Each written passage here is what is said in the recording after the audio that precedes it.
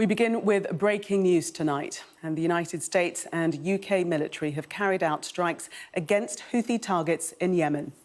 There are reports from the news agencies that US officials have confirmed the two allies hit a number of sites used by the Iranian-backed Houthi militants.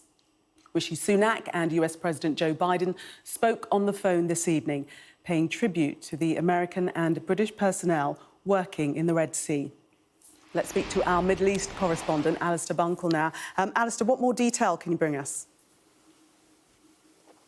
Well, as I understand it, these strikes are ongoing as we speak, and the British and the Americans are conducting them against Houthi targets in Yemen. It would be the second major wave of airstrikes against Houthi targets in under 2 weeks. And this is in response to Houthi attacks on commercial shipping in particular, but also military shipping in the Red Sea. Now, the Houthis say they're doing this because of the ongoing war in Gaza, but there's a feeling that the Houthis are using this as an opportunity to project themselves as a force into the instability in the Middle East at the moment. You see this video here that was from November when they boarded a ship in the Red Sea and hijacked it. And the Americans and the British a number of weeks ago decided that enough was enough and they needed to try and take some action, some military action, to stop the Houthis from carrying out attacks against shipping in order to try and secure passage through the Red Sea. The first wave of strikes hit in excess of 60 targets across Yemen, and it was supposed to be a deterrent to try and stop the Houthis from carrying out any more attacks. But we've seen the Houthis continuing in their action in recent days, and one assumes that the Americans and the British have decided that they need to take further action in order to try and deter them. Now, as for the targets and who was involved and how these are being carried out, we don't yet have the detail yet.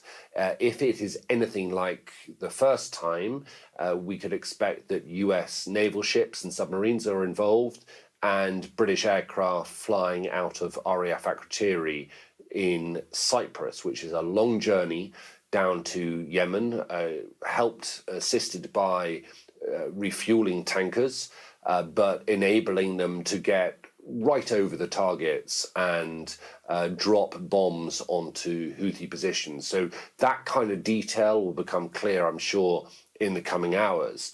But what we can say is that the wave of airstrikes is ongoing, and we understand from very good sources that it's being done by the Americans and the British. And I think the concern will be, amongst some people, is that this is an indication that both those countries are being dragged into a conflict that is of the Houthis' making, and what will, happen in order to try and sort of stop it escalating any further. But I think from London's point of view and Washington's point of view, they feel they need to carry out this further wave of strikes. And every time they do that, they will hope that it is of greater deterrence to the Houthis.